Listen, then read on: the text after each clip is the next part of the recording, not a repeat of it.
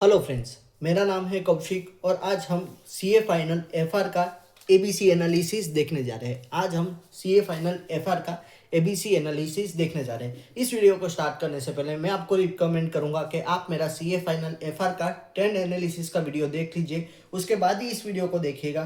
बिना आप बोलेंगे कि ये चैप्टर कहाँ से कैटेगरी में आ गया, दूसरा बी कैटेगरी में कहाँ से आ गया और सी कैटेगरी में कहाँ से आ गया ये चैप्टर, तो आप प्लीज़ पहले वो वीडियो देखिए फिर ये देखिएगा। तो हम स्टार्ट करते हैं। तो आपको पता होगा कि हमारा डिस्क्रिप्टिव का पोर्शन 84 मार्क्स का आता है और एमसीक्यू आते हैं 30 मार्क्स का, और तो टोटल पेपर हो जाता है हमारा 114 मार्क्स का, जिसमें से आपको 100 मार्क का अटेंड करना होता है। 100 मार्क का अटेंड करना होता है। डिस्क्रिप्टिव कैसे 84 मार्क का आता है, क्योंकि उसमें क्या होता है, क्वेश्चन नंबर 1 कंपलसरी होता है और बाकी के 5 क्वेश्चन में से कोई भी आपको 4 क्वेश्चन करने के होते हैं, तो वहाँ पे वो 70 मार्क्स का होता है प्लस 30 मार्क का एमसीक्यू, तो आपका 100 मार्क का आपको पूरा लिखने का है। बराबर। तो अभी हम चालू करते हैं। पहले सबसे पहले ए कैटेगरी देखना। हम यहाँ पे सिर्फ डिस्क्रिप्टिव की बात करेंगे, एमसीक्यू की कोई बात नहीं होगी, क्योंकि एमसीक्यू में कोई ट्रेंड नहीं है। एमसीक्यू तो इंस्टीट्यूट 33 इंडेक्स है, कहीं से भी आपको पूछ लेगा। सबसे पहले हम देखते हैं ए कैटेगरी वाले। A category index 103। इंडेक्स 103 सबसे पहला चैप्टर है। इंडेक्स 103 आपको अच्छे से करना है। बिजनेस कॉम्बिनेशन लास्ट उसको पूछा था मई 25 के अंदर, तो इस बार आपका क्वेश्चन नंबर 1 14 मार्क का बिजनेस कॉम्बिनेशन के अंदर से आने का फुल चांसेस है।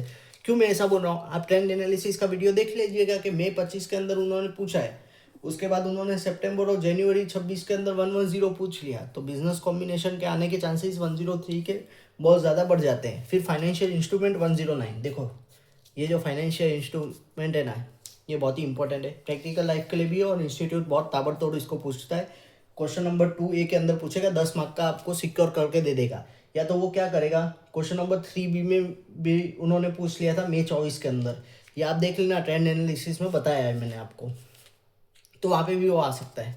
अब क्वेश्चन नंबर तीसरा क्या है, इसमें तीसरा कौन सा इंपॉर्टेंट ए कैटेगरी का चैप्टर है, 115 वाला। 115 कौन सा है, रेवेन्यू फ्रॉम ऑपरेशन। अब जहाँ पे भी आपको रेवेन्यू फ्रॉम ऑपरेशन कहाँ मिलेगा आपको एग्जाम में, क्वेश्चन नंबर 5 ए में मिलेगा। 5 मार्क का हर अटेम्प्ट में आया है, हर अटेम्प्ट में, मतलब मई 24 से लेके अभी जैन 26 तक हर अटेम्प्ट में आया है क्वेश्चन नंबर 5 ए के अंदर 5 मार्क के लिए ये। अब इंडेक्स 34। इंडेक्स 34 क्यों ए कैटेगरी में आया, इंडेक्स 34 क्या है कि इंडेक्स 34 को पूछा गया मई 25 के अंदर, मई 25 के बाद वो अभी तक आया नहीं है, तो इसके चांसेस कहाँ बढ़ जाएंगे। तो इसको आप, ये क्वेश्चन आएगा आपके क्वेश्चन नंबर 2 बी में 4 मार्क का पूछ लेंगे, या तो वो क्वेश्चन नंबर 6 सी में भी 4 मार्क का पूछ सकते हैं। उन्होंने पिछले बार में ये किया है, पिछले ट्रेंड के हिसाब से ये आपको मैं बोल रहा हूँ। फिर इंडेक्स 101। इंडेक्स 101 कौन सा, first time adoption of index है ना, वो वाला हर अटेम्प्ट में आता ही है ये वाला। इसमें से आपको हर अटेम्प्ट में एक क्वेश्चन मिल ही जाएगा, और वो जनरली है ना आपको क्वेश्चन नंबर 5 बी में मिलेगा 5 मार्क के लिए। क्वेश्चन नंबर 5 बी में मिलेगा 5 मार्क के लिए। इंस्टीट्यूट ने इधर एक ही बार चेन ब्रेक किया था मई 25 के अंदर, जिधर उन्होंने एनालिसिस ऑफ फाइनेंशियल स्टेटमेंट पूछ लिया था। बाकी तो 101 ही चलता आ रहा है क्वेश्चन 5 बी के अंदर। अब इंडेक्स 116। अब देखो इंडेक्स 116 से क्या इंस्टीट्यूट उठा हुआ है, इंस्टीट्यूट उठा हुआ है। उन्होंने मई 24 के अंदर पूछा, उसके बाद आज तक पूछा ही नहीं है, मतलब 4 अटेम्प्ट से इंस्टीट्यूट इसको पूछ ही नहीं रहा है। अब हर बच्चा इसको पढ़ के जाता है, क्योंकि ये इतना इंपॉर्टेंट है, सब टीचर इसको एक कैटेगरी में रखते हैं। तो इस बार तो मेरे को तो लगता है ये 8 या तो 6 मार्क का तो आपके एग्जाम में टपकेगा ही, तो इसको आप देख जाना। अब index 102। Index 102 share based payment, ये एक और इम्पोर्टेंट टॉपिक है। ये आया था लास्ट मई 25 के अंदर, मई 25 के अंदर आया था। अब इस अटेम्प्ट में मई 26 के अंदर आने के इसके फुल चांसेस बन जाते हैं, क्योंकि ये इंपॉर्टेंट टॉपिक है। अभी 2 अटेम्प्ट तक इसको इंस्टीट्यूट ने पूछा नहीं, तो अब ज़्यादा चांसेस है। अब इंडेक्स 8। अब कुछ लोग बोलेंगे यहाँ पे इंडेक्स 8 कहाँ से आ गया, तो आपको ये ना ट्रेंड देखने से ही पता चलेगा। इंस्टीट्यूट क्या कहता है, क्वेश्चन नंबर 6 सी में वो इंस्टीट्यूट ने ऐसा किया है, कभी अकाउंटिंग पॉलिसी वाला मतलब इंडेक्स 8 पूछा है, या तो 113 पूछ लिया है। इंडेक्स 8 पूछा, फिर 113 पूछा, तो अभी क्या हुआ, जैन 26 में 113 पूछ लिया है, तो उसको अपन ने सी कैटेगरी में डाल दिया है। तो यहाँ पे ना इंडेक्स 8 के चांसेस बढ़ जाएंगे, इंडेक्स 8 के चांसेस बढ़ जाएंगे, क्योंकि उसको अल्टरनेटिव अटेम्प्ट्स में पूछ रहा है इंस्टीट्यूट। ना भी पूछे ऐसा भी हो सकता है, पर इंस्टीट्यूट का जो ट्रेंड चल रहा है उस हिसाब से ये है। अब कॉन्सेप्चुअल फ्रेमवर्क। अब कॉन्सेप्चुअल फ्रेमवर्क है ना, ये क्या करता है इंस्टीट्यूट, कॉन्सेप्चुअल फ्रेमवर्क वाला क्वेश्चन है ना, क्वेश्चन नंबर 5 सी में आपको दिखेगा। इंडेक्स 1 के साथ मतलब वो क्वेश्चन क्या आता है और में आता है, कॉन्सेप्चुअल फ्रेमवर्क और इंडेक्स वन आ गया, या तो कॉन्सेप्चुअल फ्रेमवर्क और इंट्रोडक्शन वाला आ गया। इंट्रोडक्शन तो जनवरी 26 में पूछ लिया, इसलिए आपको इस बार शायद कॉन्सेप्चुअल फ्रेमवर्क और इंडेक्स वन का है ना देखने के मिलेगा। इंडेक्स वन तो हर अटेम्प्ट में पूछता है institute. Presentation of financial statement institute ने हर अटेम्प्ट में पूछा है, जनवरी 26 में भी आया है, तो ये तो आप देख ही लेना। अकाउंटिंग एंड टेक्नोलॉजी, ये अब अकाउंटिंग एंड टेक्नोलॉजी का क्या सीन है। अकाउंटिंग एंड टेक्नोलॉजी ऐसा है, 5 मार्क का क्वेश्चन आता है, क्वेश्चन नंबर 6A में।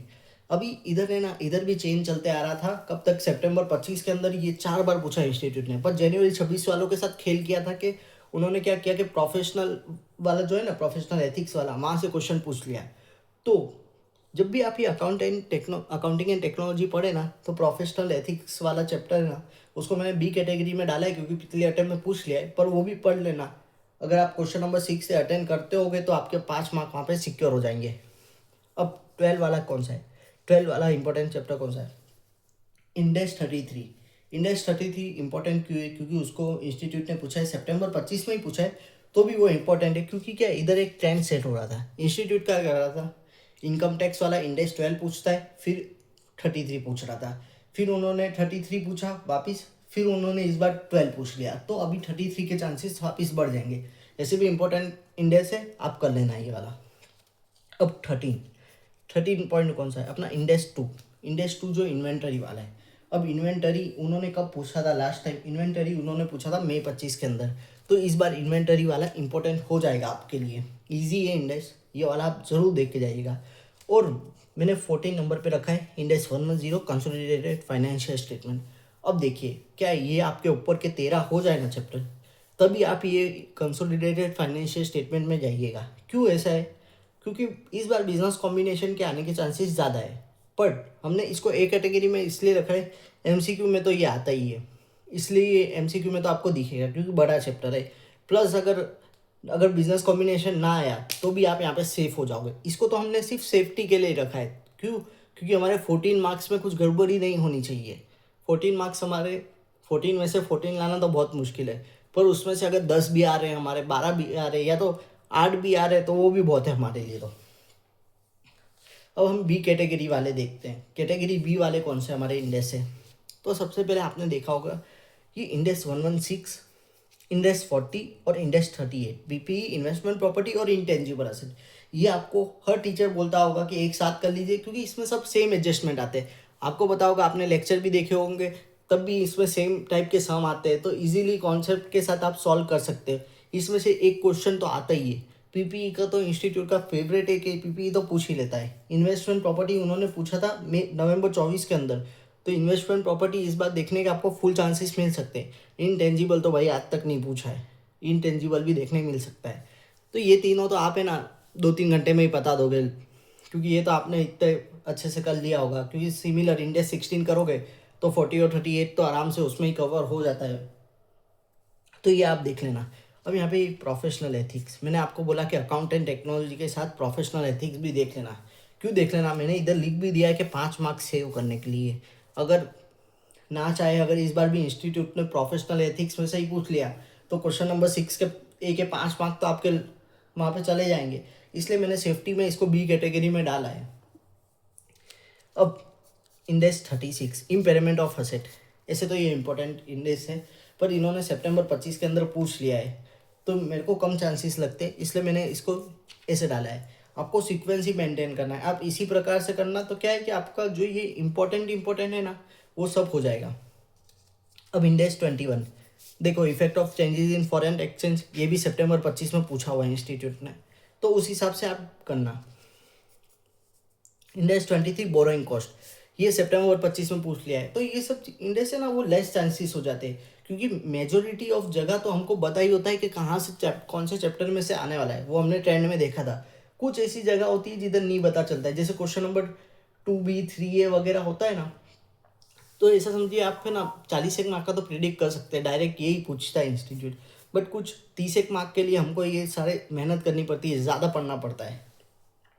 अब सी के नहीं, एक और बी कैटेगरी में है हमारे पास employ benefit, can be ask. देखो इसका एम्प्लॉय बेनिफिट का क्या है, इंस्टीट्यूट उसको सितंबर में भी पूछा, इंस्टीट्यूट ने उसको जनवरी के अंदर भी पूछ लिया है, तो अब शायद इंस्टीट्यूट उसको ना पूछे, क्योंकि उसको इंस्टीट्यूट को बाकी भी इंडेक्स पूछने के होते हैं, इसलिए देख के चले जाना आप इम्पोर्टेंट टॉपिक से।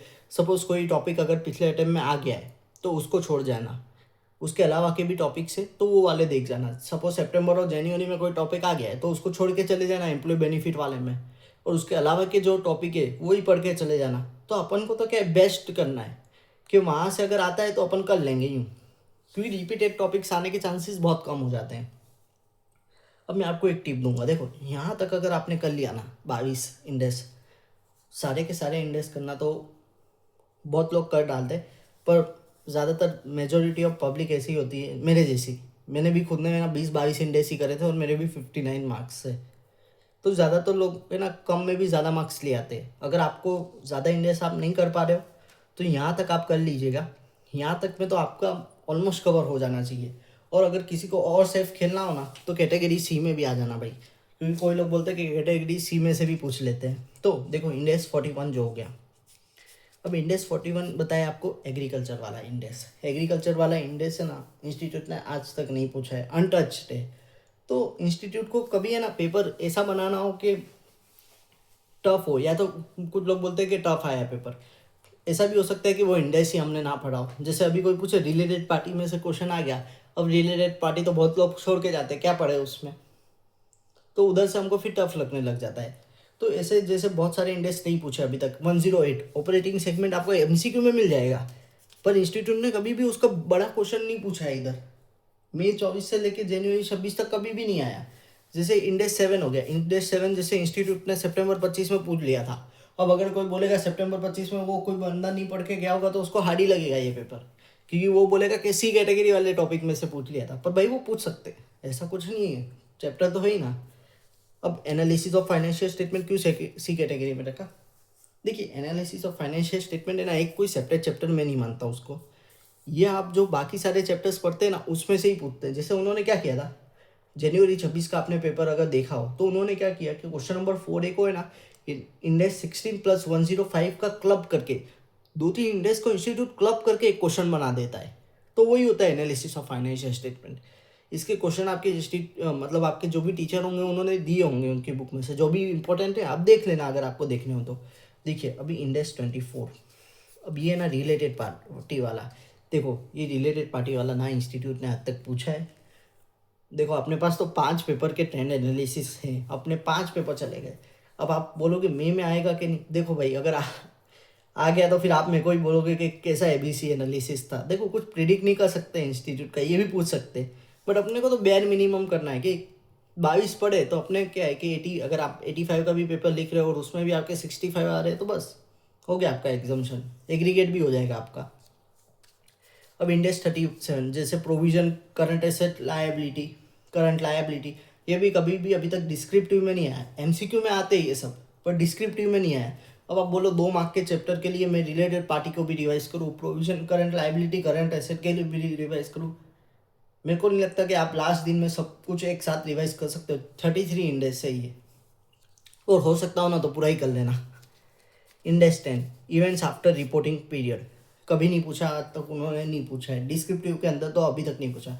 अब देखो अब मैं आपको कुछ ऐसे टॉपिक बताऊंगा ना, आप इसको आंखें बंद करके भी छोड़ के चले जा सकते हो। 90% चांसेस है कि ये 95% चांसेस है कि ये नहीं आएंगे। देखो इंडेक्स 20 गवर्नमेंट ग्रांट, अब ये मैं इसके पीछे आपको बताता हूँ कारण। इंस्टीट्यूट ने गवर्नमेंट ग्रांट पूछा था मई 24 के अंदर, उसके बाद इंस्टीट्यूट ने डायरेक्ट पूछा है जनवरी 26 के अंदर। तो इंस्टीट्यूट 3 अटैम्प्ट गपचा गया। इंस्टीट्यूट ने 3 अटैम्प्ट तक किए, कभी भी नहीं पूछा डिस्क्रिप्टिव में।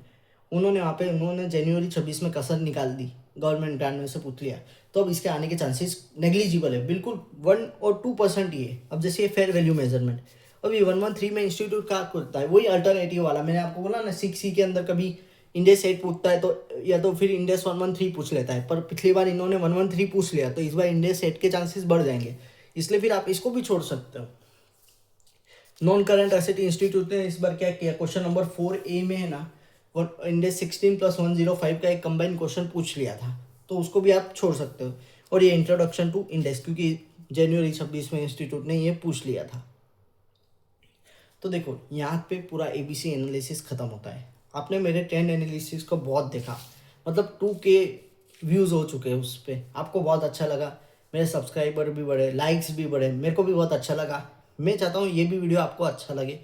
कोई भी डाउट हो, देखो ये ABC एनालिसिस ऐसा है ना, मेरे को मैं 3 बार बना चुका हूँ इसको। अभी तक मैंने इसको 3 बार ट्राई किया, अलग अलग वे देखा, फिर वापस मैंने मेरे ट्रेंड एनालिसिस को वापस देखा कि इंस्टीट्यूट क्या कर रहा है, काटा वो चीज़, और मैं ये फाइनल चीज़ आपके सामने लेके आया हूँ। बहुत सारे टीचर्स के अंदर आपको ये इंडेक्स 2 इन्वेंटरी आपको बी कैटेगरी में भी मिल सकता है, जैसे ये अभी, और इसमें बोलेंगे तो इंडेक्स 1 भी बी कैटेगरी में मिल सकता है। कुछ बोलेंगे कि ये हमको इंडेक्स 8 बी कैटेगरी या सी कैटेगरी में मिला। मैं कैसे देखता हूँ, ABC एनालिसिस कुछ एक चीज़ नहीं है, अलग चीज़ नहीं है। इंस्टीट्यूट क्या ट्रेंड फॉलो करता है ना, उसी बेसिस पे बनाई हुई एक चीज़ होती है। जैसे हमने DT के लिए भी बनाया था, DT के लिए हमने पहले ट्रेंड एनालिसिस बनाया और फिर ABC बनाया। DT तो एक ऐसा सब्जेक्ट है ना जिसमें ट्रेंड और ABC सिमिलर ही बन सकता है, क्योंकि DT में तो फिक्स होता है कि कहाँ से आने वाला है, पर FR में थोड़ा ऐसा नहीं है। FR में आपको है ना थोड़ा फिक्स भी होता है और थोड़ा वेरिएबिलिटी भी देता है इंस्टीट्यूट, तो उस हिसाब से अपन को ये डिसाइड करना पड़ा। वरना तो प्लेन ब्लैंकेट DT जैसा होता ना तो इतना अपन को लिखना ही नहीं पड़ता, डायरेक्ट ही हो जाता। और एक MCQ की बात देखो, MCQ का क्या है कि इंस्टीट्यूट कहीं से भी पूछ सकता है। ये आप A कैटेगरी और B कैटेगरी के 22 चैप्टर तक कर लोगे ना, तो मेरे को तो आप लगता है कि 22 या 24 मार्क के MCQ तो आप आराम से कर लोगे। और अगर आपसे पूरा होता है तो आप पूरा ही कर लो, पर ज़्यादातर लोगों से नहीं हो पाएगा पूरा, क्योंकि ये 33 इंडेक्स है। 33 लास्ट 5 दिन में भी करना बहुत मुश्किल हो जाता है। होप सो ये वीडियो आपको अच्छा लगा हो। कोई भी डाउट हो ना तो कमेंट सेक्शन में मेंशन कीजिए, या तो मेरे को, मैंने टेलीग्राम चैनल है वो बहुत लोगों ने ज्वाइन कर लिया है, उधर 90 मेंबर्स है, तो जिसे ज्वाइन नहीं किया है वो ज्वाइन कर लीजिए, और सब्सक्राइब जरूर करना प्लीज़। वीडियो को, इसको बनाने में भी बहुत टाइम लगा है। होप सो ये वीडियो अभी आपको अच्छा लगा हो। Thank you so much. और हाँ, AFM रिलेटेड वीडियो है ना, मैं आपको ट्रेंड एनालिसिस दे दूंगा, वो प्रिपरेशन में ही है। आज मैं वो देने वाला था, पर AFM में एज सच है ना कुछ ट्रेंड फॉलो होता ही नहीं है। उसमें क्या है, इंस्टीट्यूट कोई भी क्वेश्चन है ना कहीं भी पूछ लेता है, सिक्योरिटी वैल्यूएशन का ही पूछ लिया, क्योंकि उसमें चैप्टर ही 15 है AFM के अंदर, तो उसमें क्या ट्रेंड एनालिसिस। पर तो भी मैं उसका कुछ अगर ट्रेंड निकलता होगा तो मैं आपको वो प्रोवाइड कर दूंगा। 3 दिन में मैं आपको वो भी प्रोवाइड कर दूंगा। फिर हम उसका भी ABC एनालिसिस देखेंगे, ऐसे ही हम ऑडिट के लिए भी करेंगे, और फिर हम करेंगे IDT का बाकी है, हम उसके लिए भी कर लेंगे। और सब हो जाने के बाद अगर मेरे को लगा कि IBS का मैं कर सकता हूँ, क्योंकि IBS एक ऐसा जाइंट है जिसको करना थोड़ा मुश्किल है, उसका भी मैं ट्राई करूँगा और वो भी आपको प्रोवाइड कर दूंगा। होप सो ये वीडियो आपको अच्छा लगा हो। Thank you so much.